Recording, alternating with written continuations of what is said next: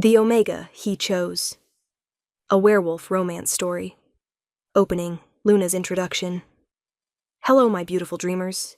This is Luna, and welcome back to Luna's Romance Audiobooks, where fate is never wrong and true love always finds a way. Tonight's story is special, a tale of forbidden desire, social barriers, and a king who defies every expectation to claim the one woman he's not supposed to want. Picture this. A grand ball filled with the realm's most elegant princesses, all competing for the Alpha King's hand in marriage. But his eyes, and his wolf, have only ever wanted one woman. His Omega maid, the one person in the entire kingdom he's forbidden to choose. So, get comfortable, my dreamers. Dim those lights, and let me tell you about the night everything changed. This is the Omega he chose. Prologue. The scent of home. I shouldn't have been in the ballroom. My place was in the servants' quarters, in the kitchens, in the shadows where Omegas belonged. Not here, surrounded by glittering chandeliers and princesses who smelled of expensive perfumes and entitled ambition. But head housekeeper Marta had sent me to deliver a message, and now I was frozen in the doorway, watching him. Alpha King Cassian Blackthorn stood at the center of the grand hall, devastatingly beautiful in his formal black coat, silver embroidery catching the light. 32 years old and unwed, which apparently threatened the stability of the entire realm. Hence this spectacle, a ball where every eligible princess from every neighboring kingdom had come to compete for his hand. I watched Princess Dominique of the Eastern Territories laugh at something he said, her hand possessive on his arm. Watched Princess Seraphina of the Southern Isles flutter her eyelashes. Watched a dozen other high-born ladies circle him like wolves around prey. The irony wasn't lost on me. Then his head turned, as if he'd sensed something. Our eyes met across the crowded ballroom. Even from this distance I saw his pupils dilate. Saw the flash of gold that meant his wolf had surfaced. Saw the way his entire body went rigid, every muscle locked on me. I knew that look. Had seen it 100 times over the past year I'd worked in his palace. Hunger, longing, frustration. The same things I felt every time I caught his scent. Cedar and smoke and winter mountains. The most intoxicating thing I'd ever experienced. But it didn't matter what we felt. He was an Alpha King. I was an Omega maid. And in our world, that might as well be different species. I turned and fled before anyone noticed where his attention had gone. I didn't know that in 3 hours everything would change. That the ball meant to find him a suitable princess would end with him claiming the most unsuitable woman in the entire kingdom. Me. Chapter 1. The Invisible Omega. Honestly, Isla, you look like you've seen a ghost. My friend Clara, another Omega maid, cornered me in the servants' hall. What happened? Nothing. I busied myself folding the linens I'd been sent to retrieve. Just the ballroom is overwhelming. All those pompous princesses? Clara snorted. I don't envy His Majesty tonight. They'll be throwing themselves at him like starving wolves at a deer. The image made my stomach turn, though I had no right to feel jealous. He has to choose someone, I said quietly, forcing the words out. The council's been pressuring him for years. An unmated Alpha King is considered unstable. Ridiculous if you ask me. King Cassian is the strongest ruler we've had in generations. Clara leaned closer, lowering her voice. Though between you and me, I think there's a reason he hasn't chosen anyone. My hand stilled. What do you mean? Come on, Isla. Everyone's noticed the way he looks at you. Clara, I'm serious. Last week when you were cleaning the library and he came in, I swear he stood there for 10 minutes just watching you work. And don't even get me started on what happened at the summer festival. I flushed, remembering.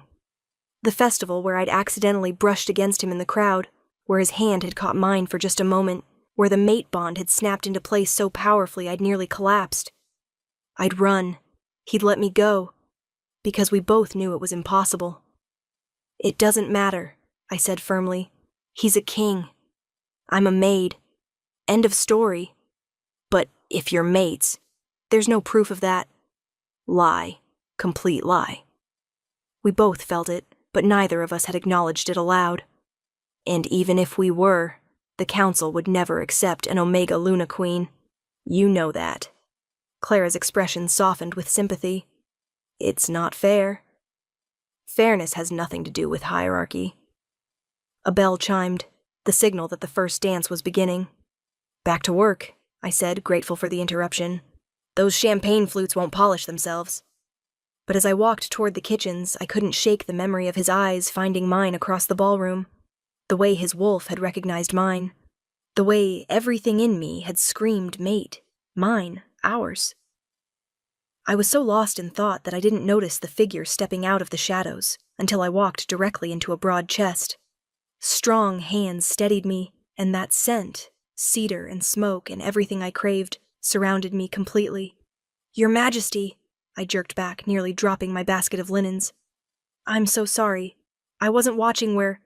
Isla. Just my name, spoken in that deep voice that sent shivers down my spine. We need to talk. You should be at the ball. The princesses can wait. His jaw was tight, golden eyes blazing in the dim hallway. Please, 5 minutes. Every instinct I had screamed danger. Not because he'd hurt me. I knew in my bones he'd never harm me.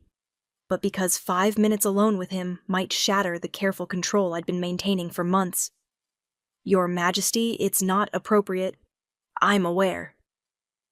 His hand still rested on my arm, thumb tracing small circles that made my Omega Wolf whine with pleasure. When has anything between us been appropriate? Exactly, which is why... You're my mate, Isla. The world stopped. I stared at him, my heart thundering so loud I was sure he could hear it. You can't say that? Why not? It's true. He stepped closer, and I was drowning in his scent, in his proximity, in the raw need radiating off him. I've known since the moment you arrived at the palace. One look, one breath of your scent, and my wolf claimed you entirely. Cassian. His name slipped out before I could stop it. Too familiar, too intimate.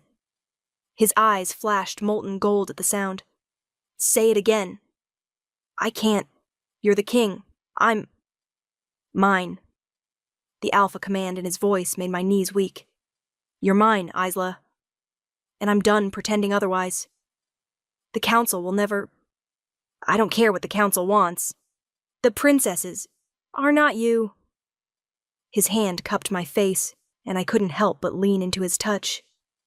Do you think I care about political alliances when my mate is scrubbing floors and hiding in servants' quarters? Do you think I can breathe properly when you're near, but I can't claim you? This is impossible, I whispered, even as my treacherous body swayed toward him. Nothing's impossible if I make it law. His thumb brushed my cheekbone. Come to the ball, Isla. Not as a servant, as my guest. I can't, please. The rawness in his voice undid me. Let me see you there, just once. Let me have one dance with my mate before I'm forced to choose someone else.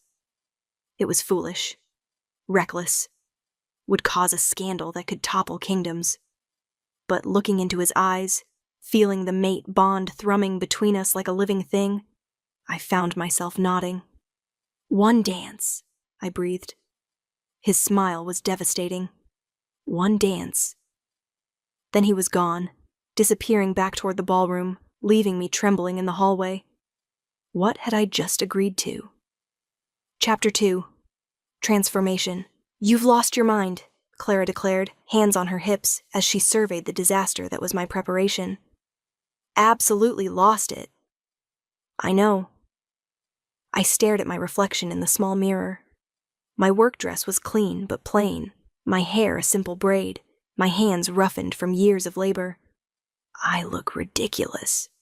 You look beautiful, but that's not the point. Clara grabbed my shoulders. Isla, if you walk into that ballroom, everyone will know. The princesses, the council, the visiting dignitaries. They'll all see the way the king looks at you. I know. You could lose your position, your housing, everything. I know, I repeated quieter. Then why are you doing this? I met her eyes in the mirror, Because he asked. Because my wolf is screaming at me to go to him. Because I took a shaky breath. Because I'm tired of hiding what I feel. Clara's expression softened. After a moment, she squeezed my shoulders. Then we need to make you look like the future Luna Queen you're meant to be. Clara, hush. I have an idea. 20 minutes later, I barely recognized myself. Clara had worked magic with what little we had. She'd let down my hair, the dark waves falling past my shoulders. Found a dress that one of the higher-ranking servants had left behind. Simple but elegant, deep blue that brought out my eyes. Used a bit of rouge on my cheeks and lips. I wouldn't be mistaken for a princess. But I looked worthy. Almost. You're stunning, Clara breathed. I'm terrified. Good. That means you're alive. She hugged me tight. Go get your king, Omega girl. The walk to the ballroom felt like walking to my execution. I could hear the music, the laughter, the swirl of conversation. Could smell the mingled scents of dozens of wolves. Alphas, betas, omegas, all the visiting nobility. The guards at the door looked at me questioningly. I didn't have an invitation. Didn't have the right to be here.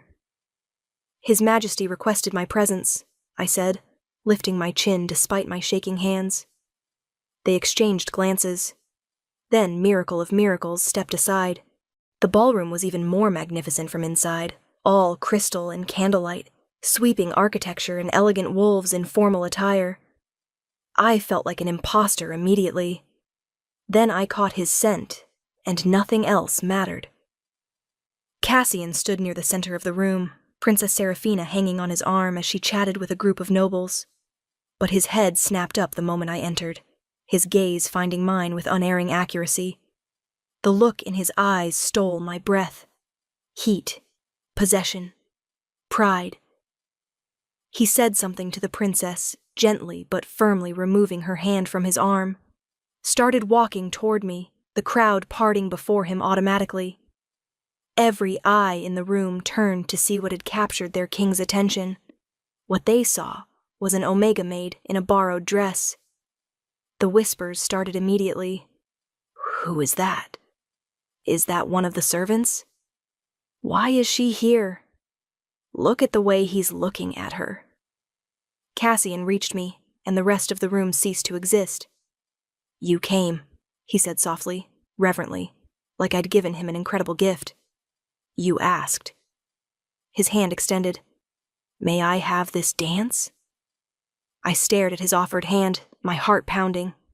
This was it. The moment of no return. Behind him, I could see the princesses watching with varying degrees of shock and outrage. Could see the council members frowning. Could feel the weight of every judgmental stare. But I could also feel the mate bond singing between us. My Omega wolf desperate to touch her alpha. I placed my hand in his. His fingers closed around mine, warm and strong, and electricity shot up my arm. I've got you, he murmured, leading me to the dance floor. The music shifted to a waltz as we took our positions, his hand at my waist, mine on his shoulder, our other hands clasped between us. And then we were moving, spinning across the polished floor, and everything else faded away. I've dreamed of this, he confessed, his voice low enough that only I could hear. Dancing with you, holding you, being able to touch you without having to make excuses. Cassian, this is madness. The entire court is watching. Let them watch. His hand tightened on my waist, pulling me infinitesimally closer. I'm done hiding what you mean to me. The council will be furious. The council serves me, not the other way around.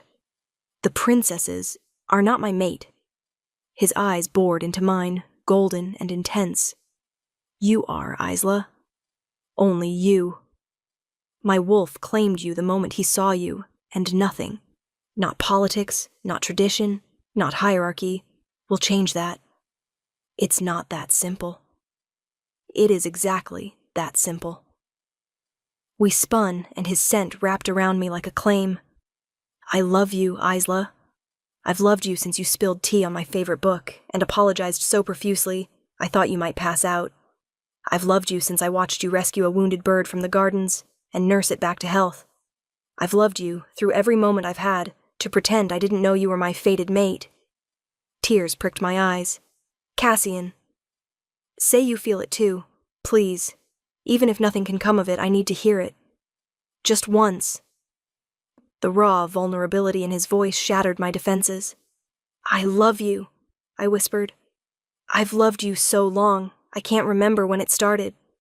I love your strength and your kindness. I love the way you remember every servant's name. I love how you sneak into the kitchens at midnight for cookies. He kissed me. Right there, in the middle of the ballroom, in front of every princess and noble and council member. Kissed me like I was precious, like I was his, like nothing else in the world mattered. The ballroom erupted in chaos, but I didn't care, because for one perfect moment I was exactly where I belonged, in my mate's arms. Chapter 3. The Choice. The kiss lasted forever and no time at all. When Cassian finally pulled back, the ballroom had descended into pandemonium. Princesses shouting in outrage, council members arguing, guards looking uncertain whether to intervene. Your Majesty, Lord Chancellor Aldrich pushed through the crowd, his face purple with fury. What is the meaning of this? Cassian kept his arm around my waist, keeping me close. I would think it's obvious, Lord Chancellor. You kissed a servant, Princess Dominique shrieked, at a ball held specifically to find your queen. I found her. His voice carried alpha command that silenced the room. I found my queen the day she arrived at this palace. Everything else has been a formality. I should have ended months ago. She's an Omega, another council member sputtered. You can't make an Omega the Luna Queen. I can make anyone I choose my Luna Queen. I'm the king. The council will never approve. Then I'll dissolve the council. The threat hung in the air, sharp and real. Cassian's eyes swept the room, stopping on each protesting face.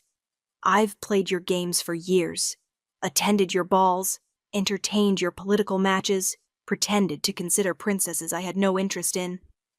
I'm done. Lord Aldrich stepped forward, voice dripping with condescension. Your Majesty, think rationally. This Omega is not fit to... Careful. The alpha command in Cassian's voice made everyone take an involuntary step back. You're about to insult my mate, my fated mate, chosen by the moon goddess herself. Are you really foolish enough to question her judgment? That gave them pause. Fated mates were sacred, even among the political machinations of the court. Prove it, Princess Seraphina demanded, her beautiful face twisted with jealousy.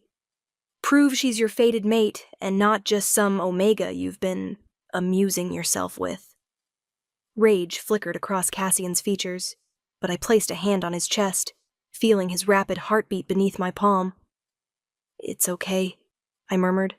They have a right to question. They have no right. Your Majesty, I turned to face the assembled crowd, trying to ignore how my knees shook. I am an Omega. I am a maid.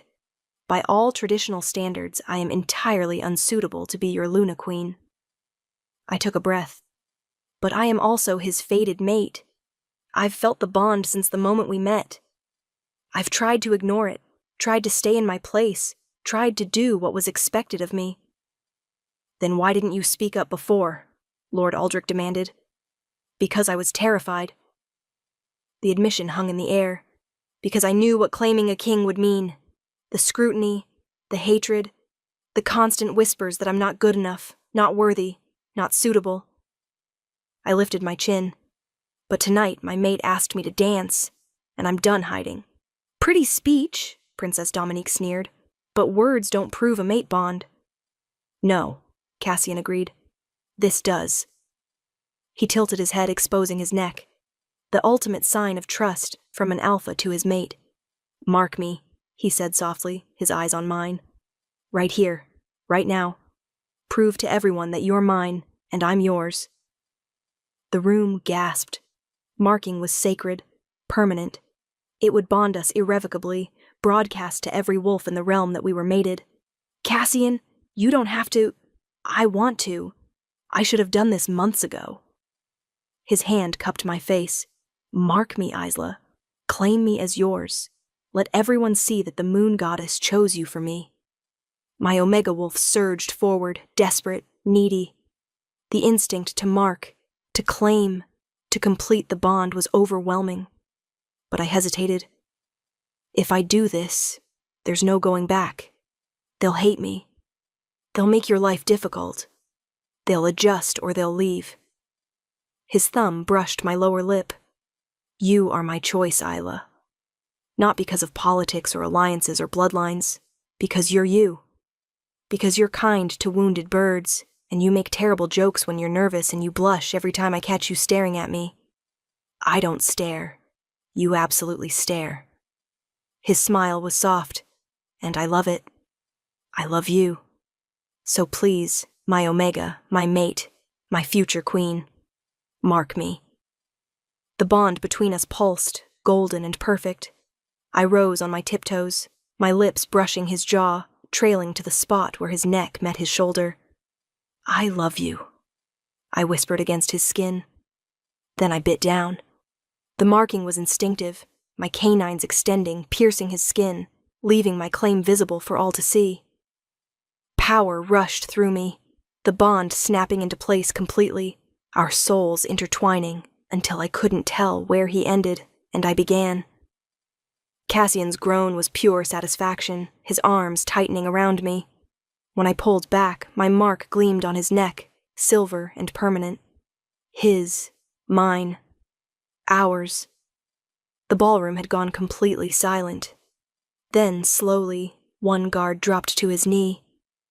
Then another. Then Clara, watching from the servants' entrance, her face wet with happy tears. One by one, wolves throughout the room knelt, some willingly, some reluctantly, but they knelt. All except the council members and the scorned princesses.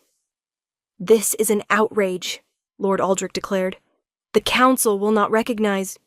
Then the council is dismissed." Cassian's voice was absolute authority. Permanently. I'll form a new one. With members who understand that I'm the Alpha King, and my word is law. You can't, I can. I just did. His eyes swept the room. Anyone who has a problem with my choice of mate is welcome to leave. You'll be compensated for your travel, and sent home with all appropriate honors. But you will not remain in my court to undermine my Luna Queen. Princess Dominique drew herself up.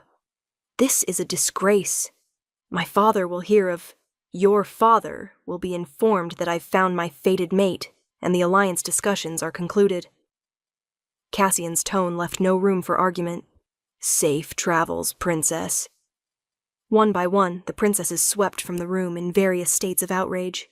The council members followed, muttering among themselves, until finally only those who'd knelt remained. Guards, servants, a handful of open-minded nobles. Well, Cassian said, turning to me with a devastating smile. That went better than expected. I stared at him. You just dissolved the council, sent away every princess, effectively upended the entire political structure of your kingdom. I did. For me. For us. He kissed me softly. I meant what I said, Isla. You're my choice. My only choice. Everything else is just details. The council will try to fight this. Let them try. His confidence was unshakable. I'm the Alpha King. My word is law. And my word says you're my Luna Queen. A throat cleared. Clara approached, curtsying awkwardly. Your Majesties. Congratulations. The title, Your Majesties, plural, made reality crash over me. I was going to be queen. Me, an Omega maid who'd been scrubbing floors this morning. The panic must have shown on my face because Cassian's hand found mine, steadying me.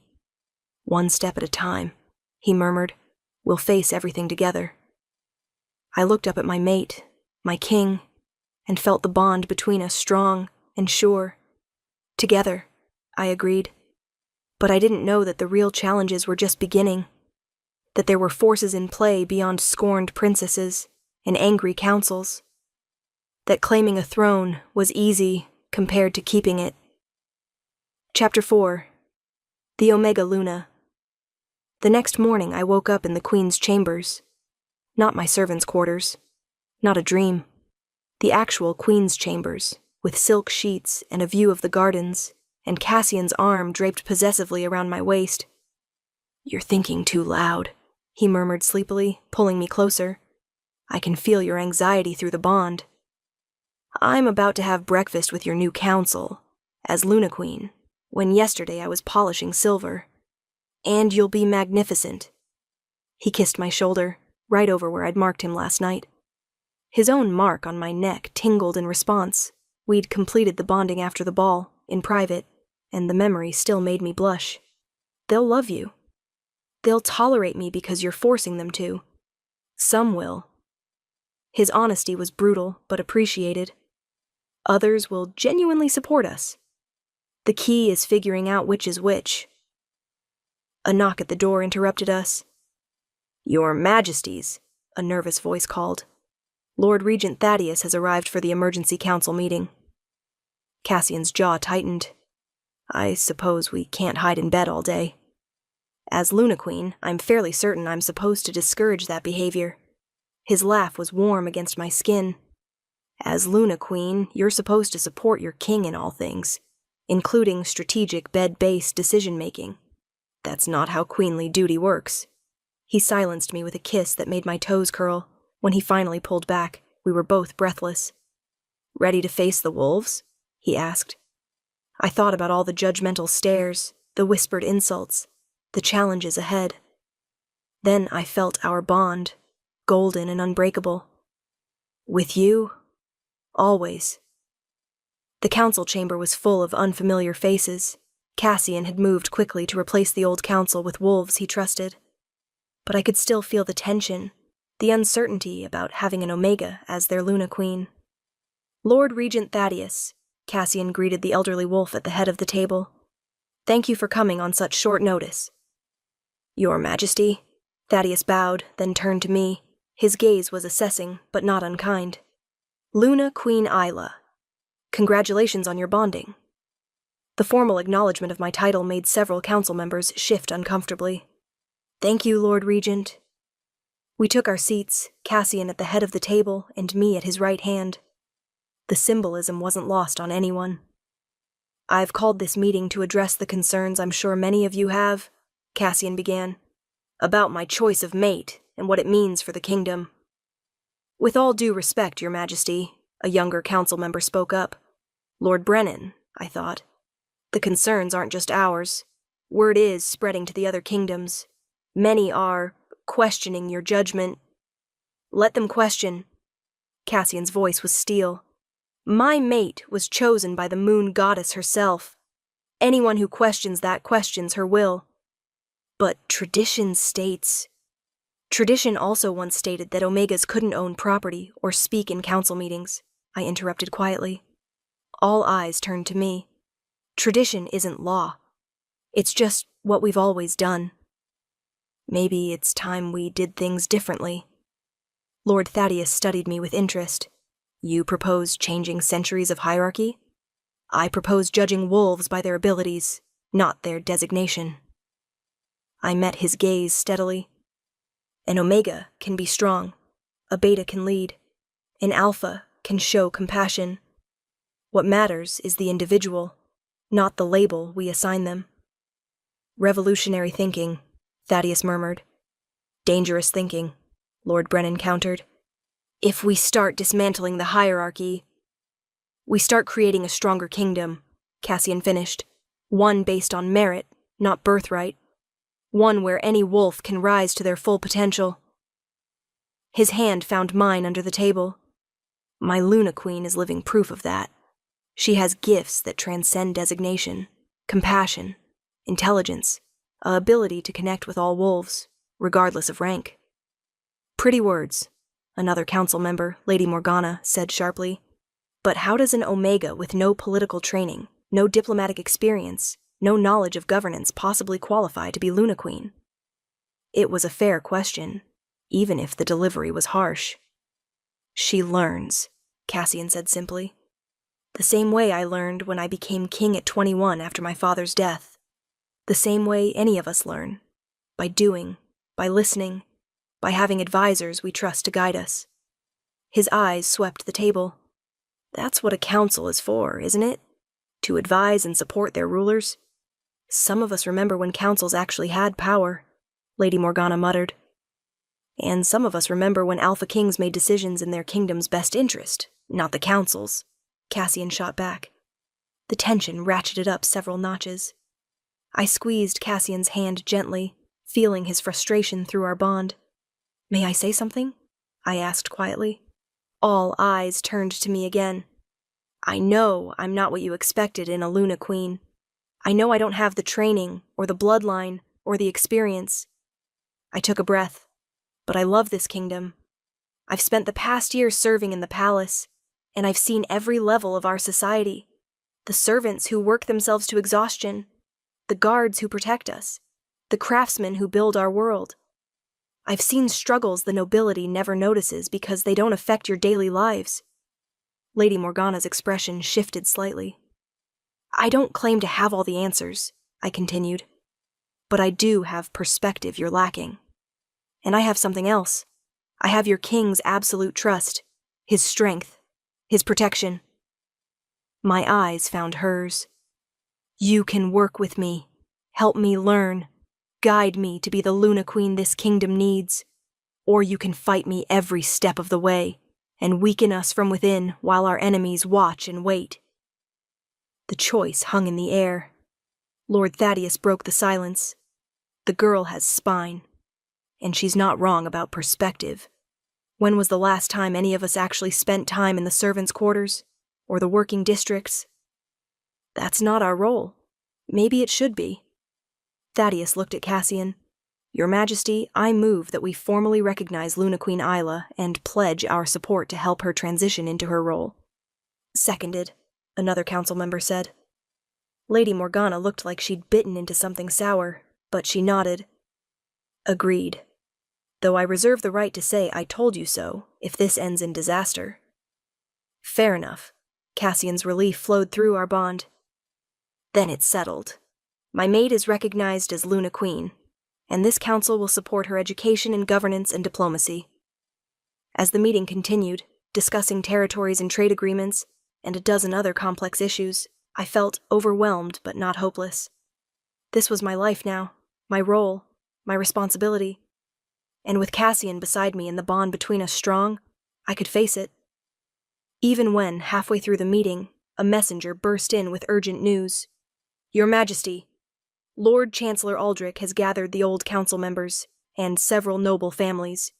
They're declaring the bonding invalid and calling for your abdication. Cassian's hand tightened on mine. The real battle was just beginning. Chapter 5. The Rebellion. The former Lord Chancellor had wasted no time. By evening, nearly a third of the noble families had joined his cause. They'd barricaded themselves in the eastern estate, declaring Cassian's bonding to an Omega a violation of sacred law. It's not about you, Clara assured me as she helped me dress for the emergency session. It's about power. Aldrich lost his position, and this is how he's trying to get it back. It's absolutely about me. I stared at my reflection. Luna Queen finery felt like a costume. If Cassian had chosen any of those princesses, there'd be no rebellion. If Cassian had chosen any of those princesses, he'd be miserable. She adjusted my crown, still strange to wear. Besides, you're not giving yourself enough credit. You won over half the council this morning. Even Lady Morgana looked impressed. Lady Morgana looked constipated. Clara snorted. Same expression on her.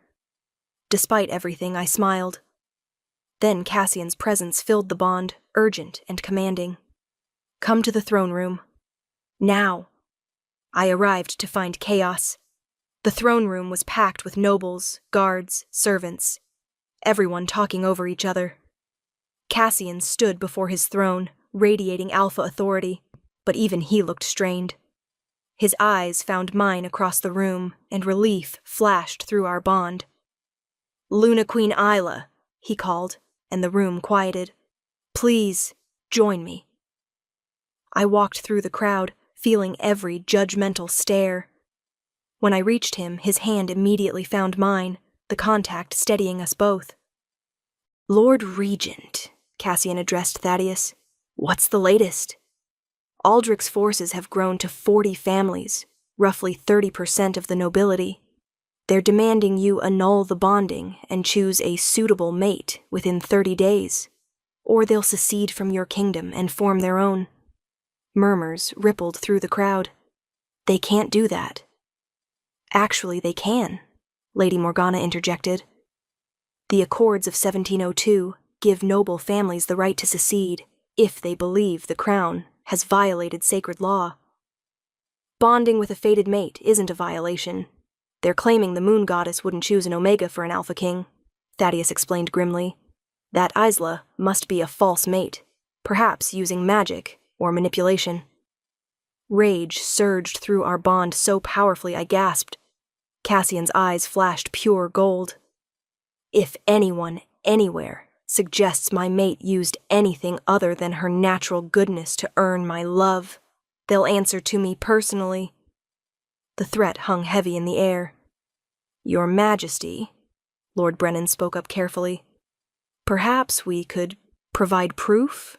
A public ceremony where the moon goddess herself confirms the bonding?" "The marking is proof enough." "Markings can be faked," Lady Morgana interrupted.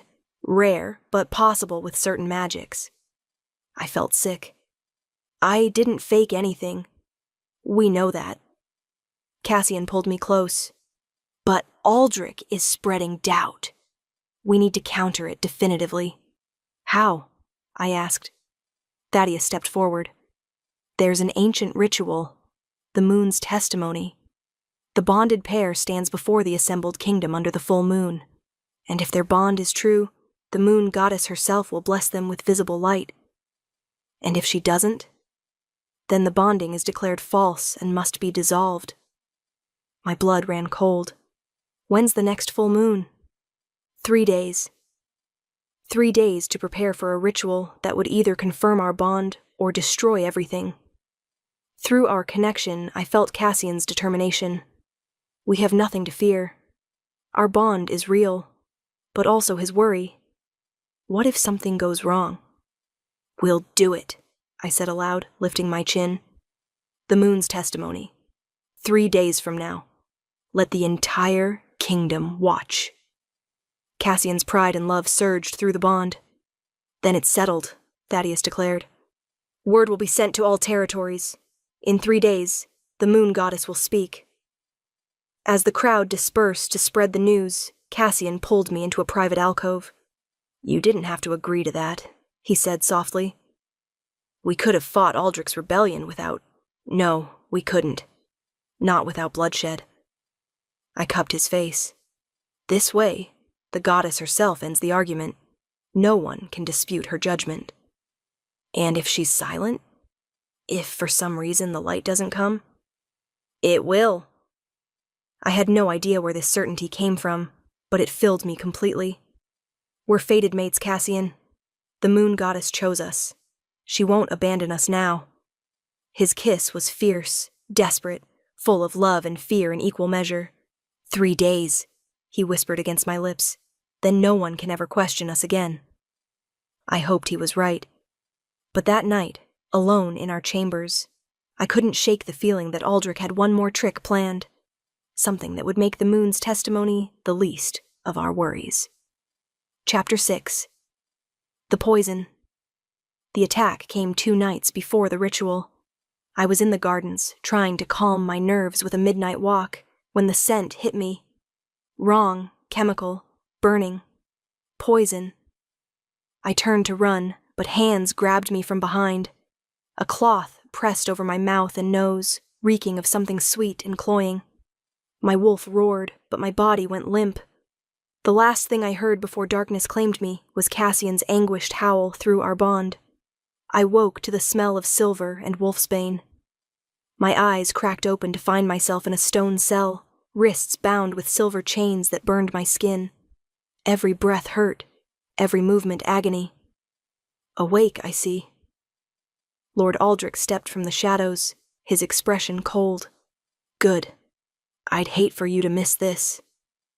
Where? My voice came out as a croak. Somewhere your king will never find you in time. He crouched before me. The moon's testimony is tomorrow night, Omega, and you won't be there to complete it. Cassian will tear this kingdom apart looking for me. I'm counting on it. Aldrich's smile was cruel. By the time he finds you, the full moon will have passed. The ritual window will close. And without the goddess's blessing, your bonding will be questioned forever. You can't. I can. And I will. He stood. You were always the weak point, little Omega. Cassian's one vulnerability. Take you away, and he'll destroy himself trying to save you. Through our bond, I could feel Cassian's frantic energy. He was searching, desperate, the connection between us strained but not broken. Hold on, his voice echoed in my mind. I'm coming. Just hold on. But I could feel the distance between us. Miles, maybe more. Too far to reach by tomorrow night. He won't make it in time, Aldrich said, reading my expression. Accept it. You've lost. After he left, I tested the chains. Silver burned Omega skin worse than any other designation. A quirk of biology that made us particularly vulnerable. But I wasn't just any Omega anymore. I was Luna Queen. Cassian's mate, chosen by the moon goddess herself. And I refused to let some power-hungry noble destroy what we'd built. Closing my eyes, I reached for the bond. For Cassian's strength flowing through it. His alpha power that had become partially mine through our marking. The chains were silver, but I was bonded to the strongest alpha in the kingdom. Silver shouldn't be enough to hold me. I pulled on Cassian's power, feeling it flood through the bond. The chains heated, my skin blistering, but I didn't stop. Couldn't stop. With a crack that echoed through the cell, the chains shattered. I stood on shaking legs, burned and exhausted but free. Now I just had to escape before Aldrich realized what I'd done. The compound was some kind of abandoned fortress in the mountains. Guards patrolled the perimeter, but they weren't expecting an Omega to have broken free.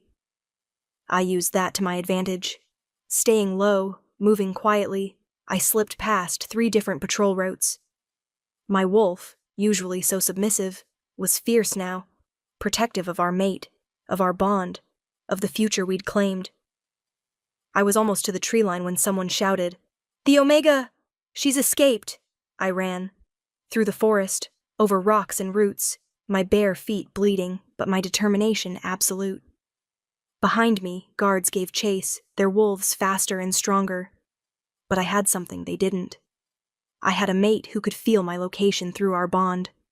And as I burst into a clearing, the sun just starting to rise, I saw him. Cassian, in his massive wolf form, leading what looked like the entire royal guard. His blue eyes found mine, and the relief that flooded our bond nearly brought me to my knees. Then he was shifting, running to me in human form, catching me as I collapsed. "I've got you," he whispered fiercely, his hands gentle despite his rage. "You're safe. You're safe. Aldrich, the ritual.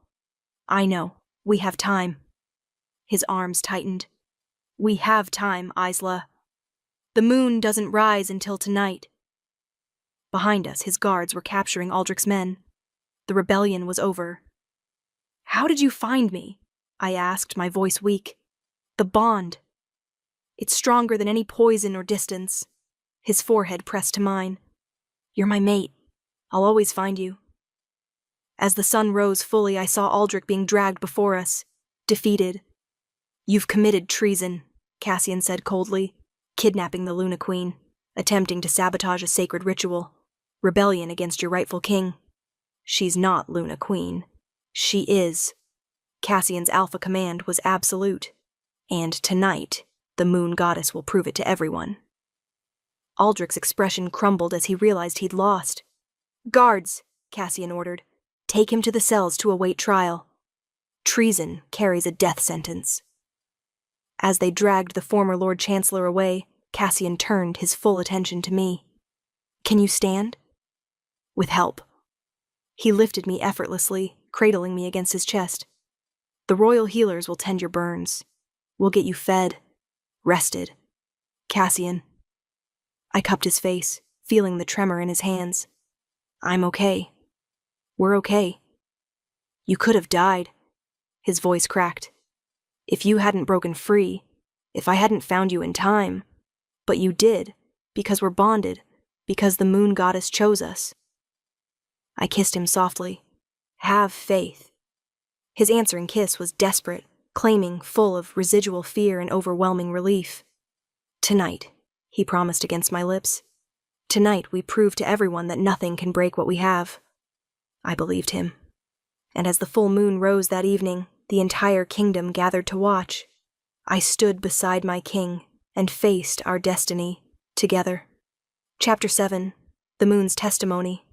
The ritual ground was ancient, a circle of standing stones on the highest peak, open to the sky. Every wolf in the kingdom who could make the journey had come, packing the mountainside with thousands of witnesses. I stood in the center of the circle, Cassian beside me, both of us dressed in ceremonial white. My burns from the silver chains were bandaged, but hidden beneath the flowing fabric. High Priestess Alara, the oldest wolf in the kingdom, approached with the ritual bowl. Alpha King Cassian Blackthorn, her voice carried across the silent crowd. Do you claim this woman as your fated mate, chosen by the moon goddess herself? I do. His voice was steady, sure. Luna Queen Isla Thorn, she turned to me. Do you claim this man as your fated mate, chosen by the moon goddess herself? I do. Then drink. She offered the bowl, filled with water, blessed under 100 full moons. We drank together, the liquid tasting of moonlight and starlight and magic. Now, the priestess said, the testimony. The moonlight intensified, focusing on us like a spotlight. Silver light poured down, wrapping around our joined hands, spreading across our bodies. Where it touched, it left glowing marks. Intricate patterns that traced the mate bond connecting us. They spiraled up our arms, across our chests, over our hearts. Beautiful, undeniable, sacred. The crowd gasped. The moon goddess has spoken, the priestess declared, her voice awed. The bond is true. All hail Alpha King Cassian and Luna Queen Isla, blessed by the goddess herself. All hail, the crowd echoed, thousands of voices raised in acceptance. But the moonlight wasn't done. It pulsed once, twice, then expanded outward from us in a wave of silver energy. Every wolf it touched felt it, the absolute certainty of our bond, the undeniable truth of the goddess's choice.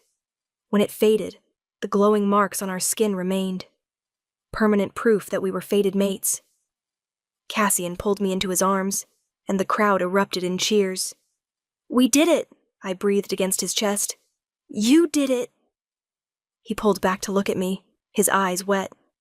You were so brave, breaking free from Aldrich, surviving the silver, trusting the goddess even when everything was against us. I had faith in us.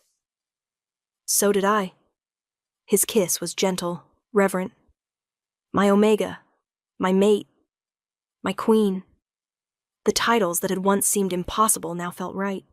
As the celebration began around us, nobles who'd questioned our bond now approached to offer congratulations and pledges of loyalty. Even Lady Morgana looked grudgingly impressed. Well, she said curtly, I suppose the goddess knows what she's doing after all. Most of the time, I agreed, which earned a surprised laugh from her. Lord Thaddeus bowed deeply. Luna Queen Isla, you've proven yourself worthy 100 times over. This kingdom is blessed to have you. The acceptance washed over me like a warm wave. Later, as the moon reached its zenith, Cassian and I stood at the edge of the ritual ground, looking out over our kingdom. What are you thinking? He asked softly. That a year ago I was an Omega maid who thought she'd spend her life in service. I leaned into his warmth. Now I'm Luna Queen, bonded to the love of my life, with an entire kingdom to help guide and protect. Regrets? Not even one. I turned to face him. You. My only regret is that I didn't claim you the moment I saw you. His hand slid into my hair. I wasted months we could have spent together. We have forever now. Forever, he agreed. And I plan to spend every moment of it showing you exactly how much you mean to me. His kiss was a promise, a claim, a benediction. When we finally pulled apart, he rested his forehead against mine. Thank you, he whispered, for being brave enough to let me love you, for being strong enough to become my queen, for being you. Thank you for choosing me, for seeing past what I was supposed to be and loving who I actually am. Always. His arms tightened. You're mine, Isla. My mate, my queen, my everything. Yours, I agreed. And you're mine. The moon blessed us with light as we stood together, two wolves who defied tradition and hierarchy and every expectation to find each other, an alpha king and his omega queen, exactly as the moon goddess had always intended. Epilogue. 2 years later, she has your eyes. I looked down at the tiny bundle in my arms, our daughter, barely a week old, with Cassian's bright blue eyes and a shock of dark hair. And your stubbornness, Cassian added, sitting beside me on the bed. She refused to sleep all night unless I was holding her. She knows her father's the strongest wolf in the kingdom. Smart girl. He laughed, the sound warm and happy. So different from the stressed, lonely king I'd met 3 years ago. Our daughter, Princess Aurora, named for the dawn, yawned widely and settled into sleep. Clara's outside with a gift, Cassian said softly. Should I let her in? Please. Clara entered, her own mate, Marcus, Cassian's beta, beside her. She carried a beautifully wrapped package. For the princess, she said, setting it on the table. Though really, it's for her mother, a reminder. I opened it to find my old maid's dress, carefully preserved and framed. Clara? You came from there, she said, gesturing to the simple dress. And now you're here, Luna Queen, mother to the future ruler of our kingdom. Never forget how far you've come. Tears pricked my eyes. Thank you, she countered, for showing every Omega in this kingdom that we're more than our designation.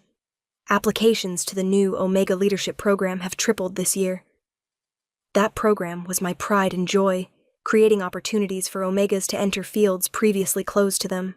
Politics, military, business, education. The hierarchy was changing, slowly but surely.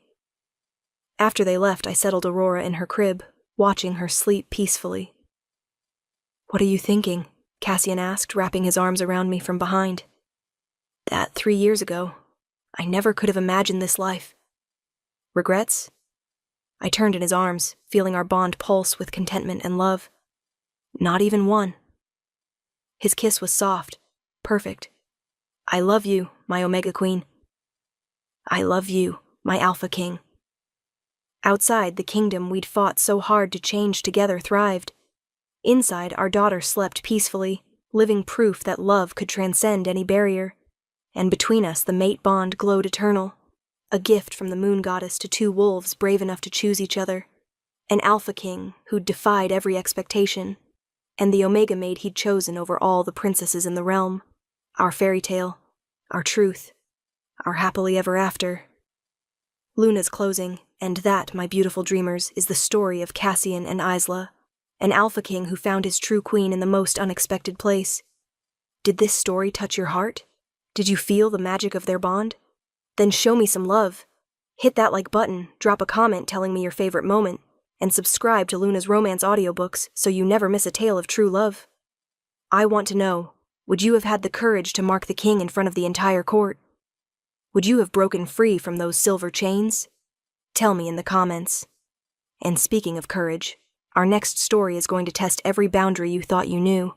It's called His Forbidden Omega, and it follows a she-wolf who discovers she's mated to her pack's greatest enemy, the rogue Alpha who killed her father. Love, hate, revenge, and a bond that refuses to be denied. Trust me, dreamers, you won't want to miss it. Until next time, may your choices be brave, your bonds be true, and your love stories be written in the stars. This is Luna, signing off. Sweet dreams, beautiful souls.